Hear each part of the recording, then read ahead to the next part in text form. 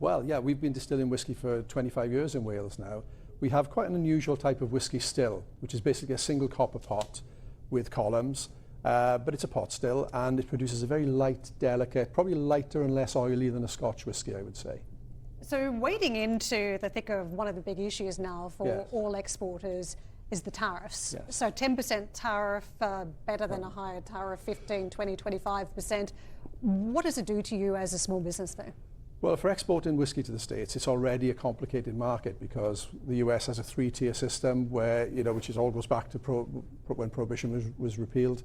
So it's complicated. Then it's made harder by having tariffs. Okay, 10% is not so bad. But as a small independent business, it's very difficult to absorb these changes. I think that the bigger companies in the industry can absorb some of that. But for us, it's very difficult. So, and also the uncertainty of knowing which way it's going to go as well. So, yes, it's a very, exporting is very key for single malt whiskies. So being able to export well to somewhere like the States is very important to us. And I think you represent an SME for me as well here. Yes. Is the British government doing everything it can to support British SMEs? There was howls of horror when the NIC changes happened in the autumn budget last year as well. And this coming from a government and a chancellor who promised to prioritise British companies, British growth, and indeed that small and medium-sized sector. Yeah, I think in terms of exports, we do get a lot of support. We are viewed as export champions for the British government, so we do work and do lots of events and lots of profile.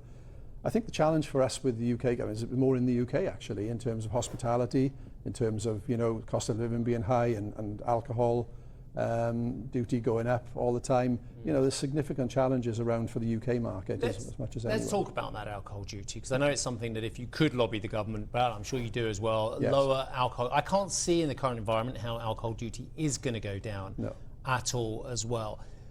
The other side of it is the health concern as well, and we know that there's been enormous debates about minimum pricing of alcohol in the United Kingdom as well, and the concerns there as well. Clearly yours is a premium product, so minimum alcohol prices doesn't apply so much as well. Yes. But in terms of that duty, you're not going to get any headway from them, or any relief from them at all, are you?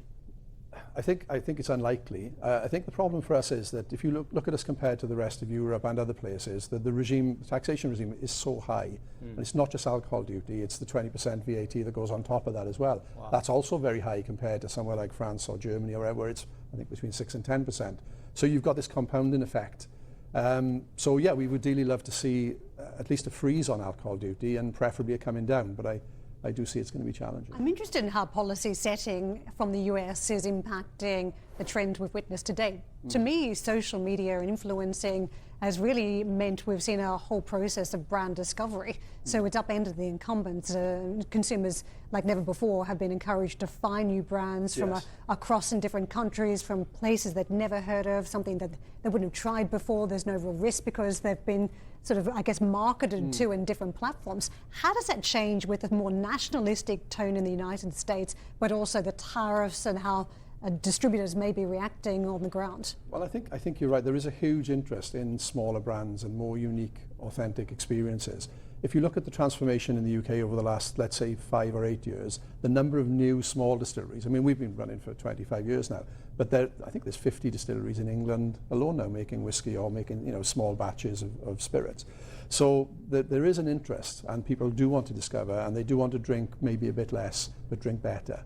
So I think that's a good trend, and that's something we should develop. That almost flies in the face of what you just said to us about how tough it is out there at the moment. I mean, I see the same with craft breweries on the beer front as well. Yeah. I mean, I live near a very famous brewery, which is still independent, but there are an enormous number of craft breweries building up as well. So despite the enormous challenges that you in the industry talk about, and I know the Scottish Whisky Association has talked about this a lot as well, the fact is it's a buoyant environment. And I don't just mean for beer and whiskey, I mean, and wine as well. There's more wine made in southern England, or in England now, than there was since the Roman times. Yeah, I don't think it is a buoyant environment right now. I think the last 18... So why are so many breweries starting up and so many distilleries? The momentum has sort of started probably 5, 6, 7 years ago. Okay. And I think you'll find that a lot of these people now are looking at it thinking, do I really want to be in this industry? Because it's become incredibly challenging.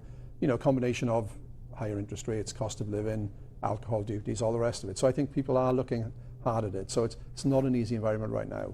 We've been discussing at length in a lot of segments about the premiumization of alcohol and how some of that has come unstuck in recent times, Yes. whether it's the tariffs, the consumers themselves who are changing. And one of the big trends now in the industry has been innovation itself, zero alcohol. Yeah. I mean, that's been a huge trend. Is there such thing as zero alcohol for the whiskey industry where you can maintain the quality and still take consumers on a journey? I mean, I've tasted some very nice zero alcohol in terms of gin and things like that, Exactly. but not in whiskey at the moment. Is it doable? I don't know if it's doable. It's probably doable, but whether it's desirable, I'm not sure. What we've seen in terms of innovation, you know, we've got a new distillery in Llandudno. We've just launched a brand new single malt whiskey from there at £80 a bottle retail, so reasonably premium. And there is a big interest in it, and there is, you know, we've sold out something like 6,000 bottles in a few weeks. So even with the background of challenges and things like that, people will respond to something new and interesting and exciting. Is there an experiential side to the business here? From what I've seen around Scotland and Diageo when it unleashed its new big, it was what, £1 billion plus facility. Yes. It was also a bit of a tourist spot to go and check out.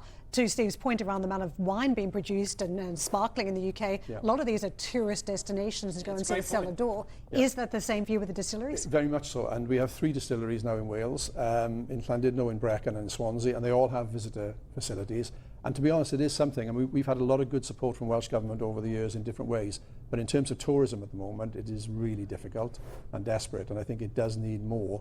I think trying to attract visitors into Wales has become a little bit of a problem with negative messaging around What do you mean about the speed? speed limits. 20-mile-an-hour speed You know, limit. tourism. Yeah, well, everybody thinks that all That's the me roads. done, I'm afraid, Stephen. Well, let's shout out about Wales. Wales has got, I think, some of the most magnificent beaches on the planet. It's got the Snowdonia, it's got the Brecons you mentioned as well. Yes. It is, the Principality is magnificent as well. Lake area, isn't there, with falls? No. Is that somewhere else? That's somewhere else. We have waterfalls. We have a bit of everything, and we have perfect conditions for making whiskey. But it's a concern to us at the moment. The visitor numbers are not as buoyant as they could be or should be. So what has the Welsh Government got wrong?